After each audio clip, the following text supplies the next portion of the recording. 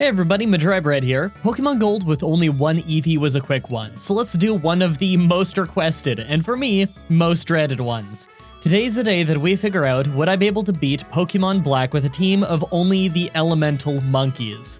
Stats-wise, the Elemental Monkeys are all really unremarkable.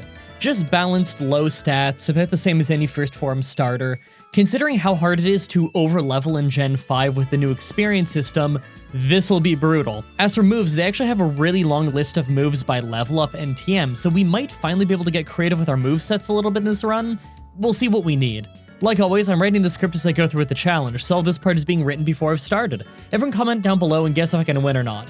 I'm gonna say that it's possible, but that we might need all three monkeys to be level 100, and that could take weeks. Let's explain the rules. In combat, I can only use the three first form elemental monkey Pokemon: Pansear, Pansage, and Panpour. I'll need other Pokemon to use HMs, but I won't be allowed to use any of those Pokemon in battle. No glitches or exploits, no items in battle, only Pokeballs, held items, and items outside of combat are allowed.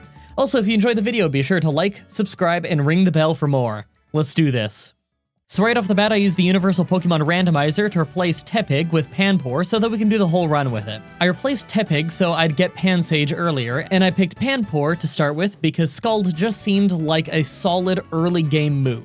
I name him McIntyre. You already know where I'm going with this. Our nature is serious, so neutral stat gains. I'm fine with that. Our ability is Gluttony, so we eat our berries early. Not really that useful of an ability for this run. In fact, all of our monkeys will have this ability. So Gen 5 is loaded with required rival fights, and a bunch of them are really early on, including 2 between the first route and the first gym. So I level up a little until I get to level 8. N ended up being really easy. His gimmick is that he just uses a new team of local Pokemon each battle, so it's the same Pokemon that I've been grinding against and winning against. Bianca was actually harder than expected. Between her Lillipup and Snivy, she took me to pretty low health before I won, and that was only because of her own bad move choice. I could have lost that fight for sure. Before we fight Charon, we actually get our second monkey for free, Pansage. This lady just gives you whatever monkey covers the type that your starter is good against. Game thinks we took Tepig, so it gives us a grass type. I named mine Mahal. If you didn't get it before, you get it now. Ours is Jolly, more speed, less special attack. I actually actively don't like that nature, but it's what we've got.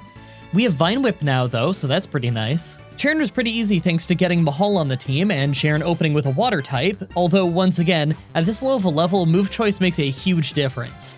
As for the first gym, we have to fight the water leader of the three. First is Lillipup, so I just tried to spam Water Gun with McIntyre to take him down. I ended up taking massive damage from its bites that had been powered up by Workup, but we hang on with 4 health. Panpour is next, so we switch to Mahal and just Vine Whip it down. We did shockingly little damage each attack, but that's because they're 4 levels higher than us, and that's actually a really big level difference this early in the game. I know that we just had a Charon fight, but there's another one right outside of town, and it surprised me, so I had the wrong Pokemon out front. The battle still wasn't hard. In fact, it's hardly a step up from the previous Charon fight. I'm not really sure why this fight is in the game, to be honest. It seems redundant. On our way to the second gym, we get ambushed by N. Pidove was first, and he hit some serious damage thanks to Leer and 2 quick attacks. One of them was a critical hit. I switched to Mahal as Time Pull comes out, and Vine Whip took it out no problem. No idea if that's how you say it. I haven't heard a lot of Gen 5 Pokemon said out loud before, gonna be honest. Last is Timber, so I Leer it, tank a hit, and start using Leer as it uses Bide. After it hit Bide, I tried experimenting with moves to see what would do the most damage, but Timber didn't finish me off when he had the chance to, so we won. Although we passed that, the normal gym is far too hard right now. I couldn't even take out her Herdier. She spammed Takedown and it wasn't even close. This gym was always a rough one. Time to grind. This area isn't that bad thanks to only having Audinos and Shaking Grass, there being a doctor nearby to heal up quickly, and a decent amount of trainers to give us our first little bit of experience. My current plan is to try and get McIntyre up to level 22 to get Scald. I figure burning the Pokemon would be a great way to cut their attack and make it through the fight without having to level up too much. At level 22, we try again. This time I took down Herdier with 2 hits of Scald, thanks to their takedowns, recoil damage, and Watchdog missed Hypnosis, and then used Retaliate while she was already burned. By the time she put me to sleep, the burns took their toll and got us the win. With that one done, we can finally get our last Pokemon. In the Pinwheel Forest, Rustling Grass is sometimes, rarely, one of the Elemental Monkeys, so I spend some time hunting for Pansear. It's a total pain because most of the time I just find other Pokemon, but I get some experience from some odd dinos. Almost an hour later, we finally find a Pansear, catch him, and name him Slater. Ours is gentle nature, more special defense, and less defense. Fun fact, Slater got released while I was making this video. It's always wrestling names, by the way. If you can't guess the name, it's pretty much always just gonna be a wrestling name. I don't know why people always guess like TV shows and stuff. You guys know I always do wrestling. Anyway, I don't have a strong opinion on that nature. Slater isn't great yet, but he should be pretty solid once he hits level 22 and learns some proper moves. In fact, I predict that by the end, he might be our best guy. Just like in real life, Slater all the way. I made sure to start leveling him up right away since the next gym is a bug type one, so having a strong fire type will be mandatory. Bug type gym, first with Whirlipede? Comment section, you decide. Flame Burst made short work of it, but not before taking a bit of damage from Poison Tail. Dwebble is part rock type, so I had McIntyre one-shot it with Scald, and last was Levani, but is double weak to fire, so one Flame Burst from Slater got us an easy victory. After that, we have to fight the rivals again, first with Bianca. Herdier is first, so I have Slater keep using Flame Burst. I ended up taking tons of damage from the first takedown, but the second and third ones missed. She used so many super potions that she kept getting chances to take us out, so I was really lucky about those misses. I switched from Mahal for Panpour to one-shot it with Seed Bomb, and back to McIntyre to bite Muna. It hangs on with a sliver, but hardly hurts us, so we finish it off pretty quickly. Last is Servine, so it's back to Slater for a quick and easy two-shot. After that, we're straight on to Charon on the next route. It's funny, Charon is usually harder than Bianca, but this time we had no issue at all. He didn't actually attack us much, and we did a ton of damage to him. I mostly just lucked into having good types to counter him, honestly. Nimbasa City is our next stop, and I always kind of like this place. It's probably just because the music here is really good, but I don't know. Maybe it's because it's the start of the map's big loop, but it always felt like this was the start of the second act of the game, you know? This is when it opens up more. Gen 5 doesn't really ever open up the way that Gen 1 and 2 do, but this still feels like a big moment. Before we can do the electric gym, we have to fight N. Sandile goes down in one Scald, Darumaka was another one-shot. Scraggy hits Swagger and Slater, so our attack is up, but we're confused. I got lucky though and managed to Flame Burst him down without hitting ourselves. Back to McIntyre for Sigalith. We nearly got one-shot by a critical Psybeam. We do a bit of damage, but then we go down. I send him a Mahal to try for a bite, but drop from full health to 2 health off one air cutter, deal some good damage, then go down. Last is Slater, and he survives a Psybeam with only 5 health as he gets the win. That was way too close. After that is the electric gym, but you guys know about as well as I do, I'm not winning this fight. Her Amalga's spamming Volt Switch and potions make it hard to actually take down anyone on our team. And we have nothing that's super effective against her flying or electric types. I'm gonna have to grind more. Grinding in this area is just awful, both because the experience is really low and Slater doesn't have many power points on any of his good moves. I'm gonna have to level him up a lot though. Slater is the only one on our team that doesn't have a weakness to flying and electric types. Even after leveling up a bunch, we still get crushed. We learned some good moves like acrobatics, but we still don't really stand a chance right now. Not only are the Amalgas awful, but the Zebstrika has Flame Charge, so Mahal doesn't even get a break when the Amalgas are away. This battle is insane.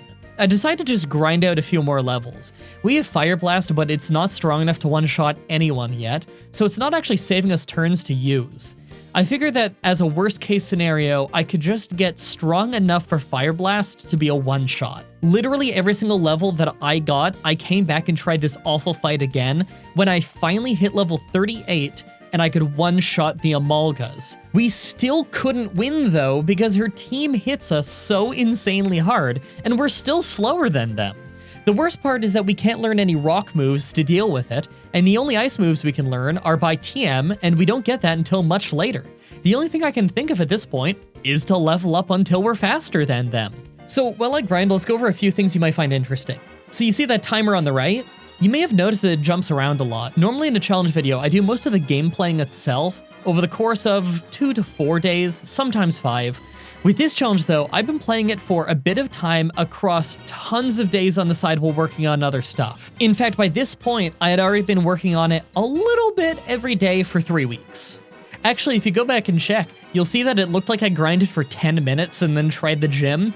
No, that's actually 4 p.m. the next day because I got really tired of grinding in the game on that previous grind session and went to go work on a different Pokemon challenge that'd be faster to do. That's because in Gen 5 there's a new level up system that gives you extra experience for fighting things that are a higher level than you, but less if you're fighting something that you're a higher level than.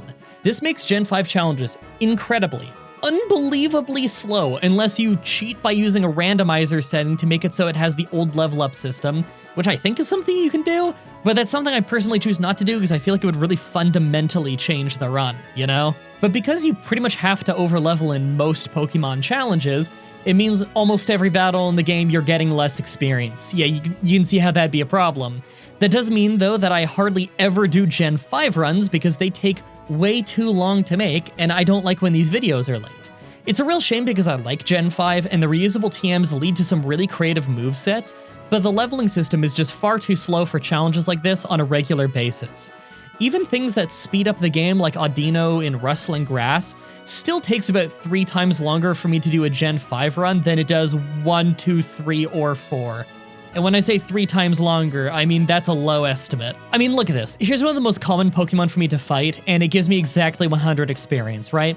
That means I need to beat 40 of these every time I want to level up once, and then after I level up, they'll give me less than 100 experience, so the ratio gets worse every time. I haven't even beaten the 4th gym yet. Gen 5 challenges are genuinely by far the longest of any kind I've ever tried. This is Shuckle levels of slow. This experience system is really great casually for keeping your level kept up with the opponents while incentivizing you to do cool strategies rather than over-leveling, but Pokemon challenges are a little bit of a casualty of that system. It's unfortunate, but what are you gonna do? Finally, after all of that, I get to level 41 and I'm finally fast enough to outspeed Emolga while one-shotting them.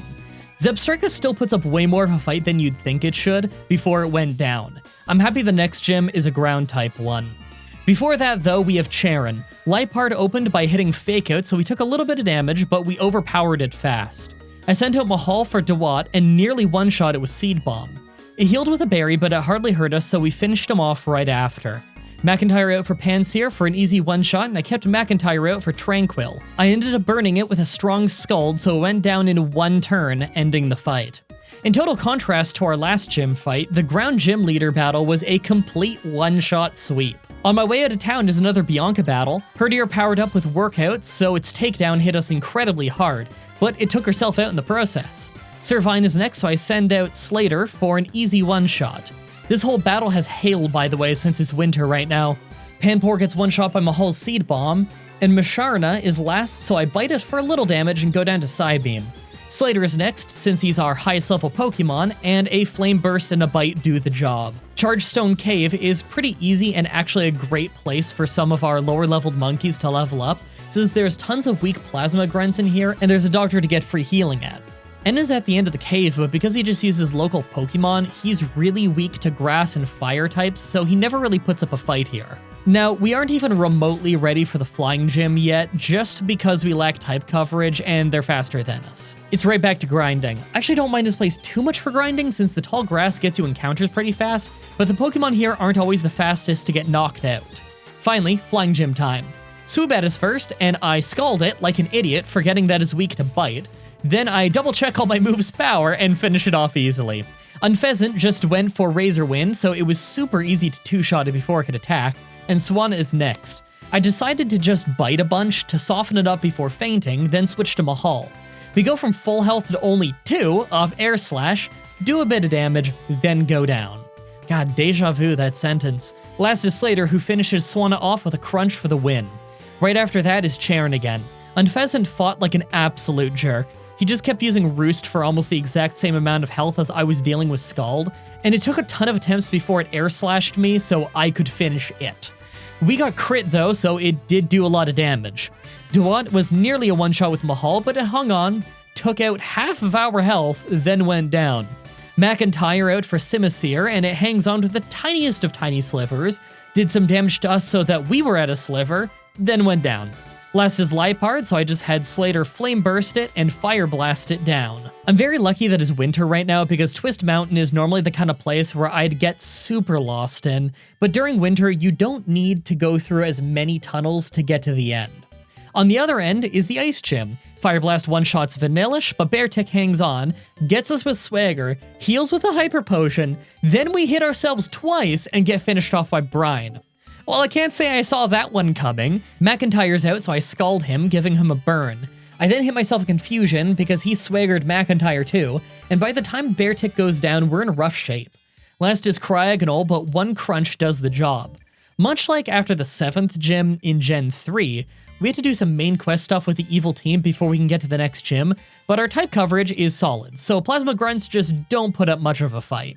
After that is one last Bianca fight. Stoutland is going for workup, but we burn them fast and take them out before getting hit too much. Slater is out for Superior, and we one-shot with Fire Blast, then switch to Mahal for Simipour. It took ages because she kept using full restores, but she only ever attacked us with the Leer, so we took it out.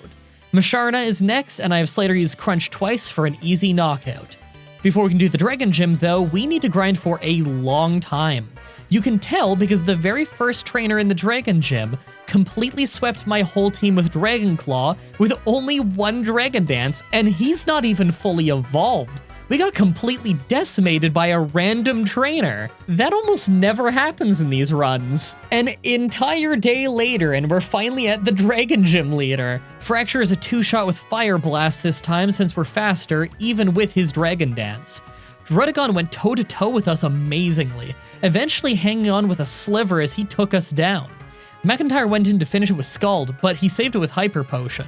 We got burns in, so we just kept attacking, although our crunches caused us to take some damage from his Rough Skin ability. He heals a second time, so by the time we take him down, our health is bad. Haxorus is last, so I just crunch for some solid damage as we go down. Mahal is out, and I keep crunching. Even with Dragon Dance and Slash, we managed to hang on and somehow get the win, getting us the final gym badge. Before we can go to the Elite Four, we have one final Charon fight. Unfezant opens the fight as usual, but we miss our Fire Blast, so Razor Wind actually hits. It doesn't do much though, so we finish it with Flame Burst. Samurott goes down in 2 quick Seed Bombs, and McIntyre scalds Simisear down to a sliver. We got hit by a Flame Burst and Leer, but overall we're fine. Lipard is next, and Skull doesn't do a ton of damage due to a berry healing it, as it finished us off. I send out Slater to save it, but Lipard's Night Slashes are so strong we actually went down. Mahal was thankfully able to finish it and win us the fight. With that done, I spent a few days off and on grinding. I usually go into how brutal of a grind it was, but since I did this run on the side while doing other faster runs, this grind really didn't feel all that bad. Sure, it took me a few days, but I also didn't have to play it for very long on any of those in particular days, so it didn't really feel like a massive grind to me. After the whole grind, we hit level... Wait, when did my Pokemon get Pokerus? Well, this is a first. I even had to double check that that's what the pink smiley face means. Huh. I don't think I've ever actually had that before, like, in my life. At least not that I've noticed I've never had Pokerus. I know it's pretty rare. Anyway, here's our stats. I think we can beat the Elite Four, but I'm not convinced that this is enough for N or Getsis. Make your final guesses on if we can do that or not. I'm gonna say I can't without grinding to level, like, 85. Let's do this. First is Psychic Trainer Caitlyn. Reuniclus takes massive damage off a crunch, deals half our health and damage with Psychic, then goes down to another crunch. Not the cleanest start. McIntyre's against Gothitelle, mostly to keep us from fainting on Slater, but she just used the Calm Mind, so we 2-shot her with Crunch. Masharna also hits Psychic for half our health and damage before going down to 2 crunches, and I crunch Sigalith for almost all of its health before it takes out McIntyre. She full restores as Mahal goes for Crunch, but our second one wins us the fight. In between fights, I use full restores and potions since items are allowed outside of combat in the rules. Second is Ghost Trainer Chantel. Cophagrigus almost went down to a crunch, then critically hit us with Shadow Ball, so that was really unlucky. Our second crunch took him out, and next was Golurk, whose Shadow Punch also crits, bringing Mahal to only 33 health. Are you kidding me? We finish him with a few crunches and switch to McIntyre for Chandelure. Scald brings him to almost no health, but he hits a weak payback and healed twice with full restore. I can 2-shot it though, so it didn't do herself any good. Last is Jellicent, and we crunch for a solid 1-shot. Third is Dark Trainer Grimsley. I like that name. Scrafty and McIntyre trade crunches and scalds until he resorts to a full restore to heal. 2 scalds later and we finally burn him, but then he just uses a full restore. We managed to re-burn him and hang on from his millionth crunch with 11 health as we took him out. Crocodile, another amazing name, is part ground, so he ended up being a 1-shot and is back to Slater, who 1-shots Bisharp with a Fire Blast. Lipard is last, but I've fought him about 1,000 times, so I know what to look out for. 2 Flame Bursts is all took. 4th is Fighting Trainer Marshall. Throw took massive damage from Acrobatics, but we took massive damage from Stone Edge thanks to it being super effective. He used a full restore, but we're faster, so we 2-shot him with some more Acrobatics. I kept Slater out for Sock and nearly 1-shot him, but he has Sturdy, so he held on and finished us off. I had Mahal Leech Seed him since I knew he'd just full restore. I went for Acrobatics, and it's strong, but not quite as good thanks to Mahal holding a Miracle Seed. We still took him out though and kept our guy out for Mind Shao, who hardly got hurt by our Seed Bomb, nearly took us out with a jump kick, then went down.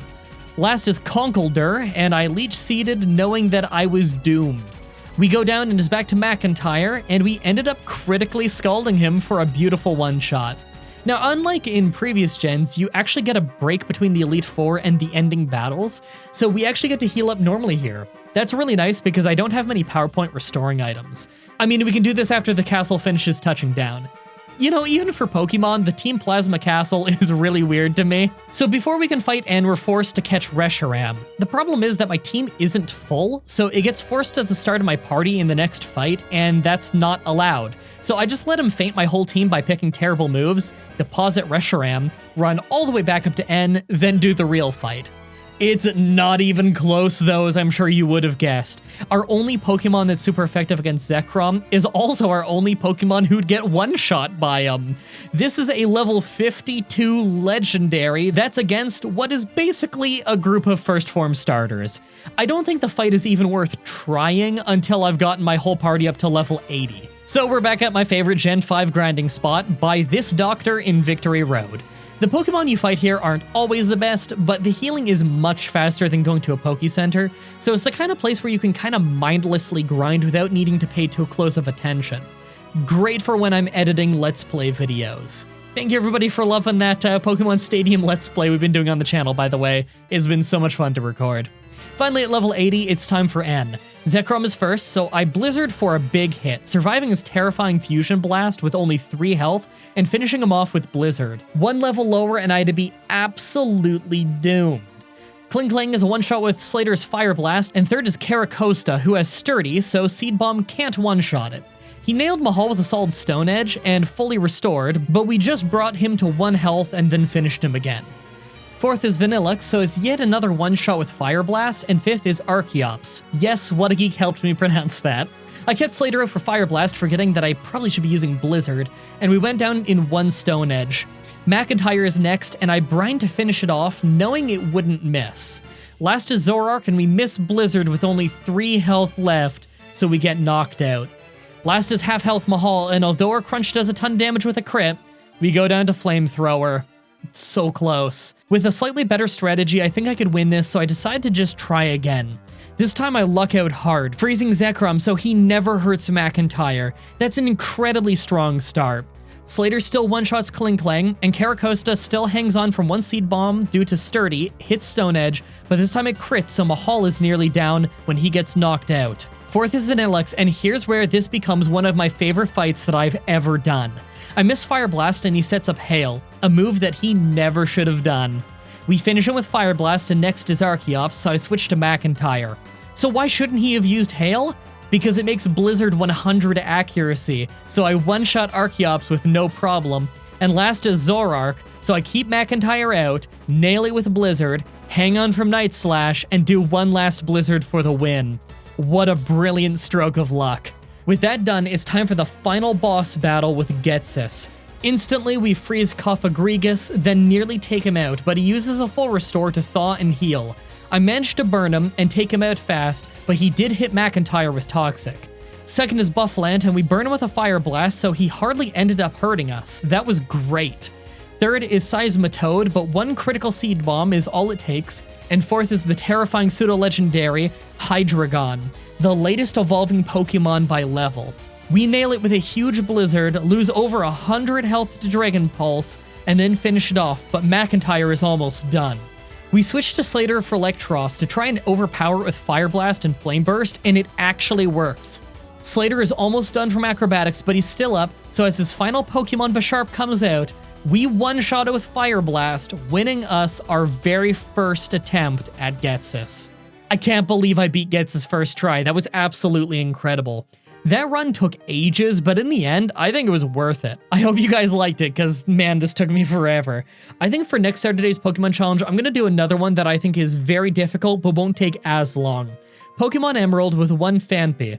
As always, I'm looking forward to your suggestions in the comments and on Twitter, though. Subscribe, ring the bell, and stay tuned. If you guys want to see me do more challenges like this, please let me know in the comments or on Twitter. I can always use more ideas from you guys on what I should do next. Also, check out the playlist in the description if you want to see all the Pokemon challenges that I've already uploaded. If you guys want to see more Pokemon stuff from me, my friend What a Geek and I are doing a Gen 1 randomizer over on his channel, linked in the description. You can also watch myself, What a Geek, and Gooseit play Pokemon Stadium here on my channel. Also, come to my Twitch TV streams and tell me that this video sent you. It's always cool to hear how you found the channel. Thank you everybody so much for watching, and until next time, have a nice day.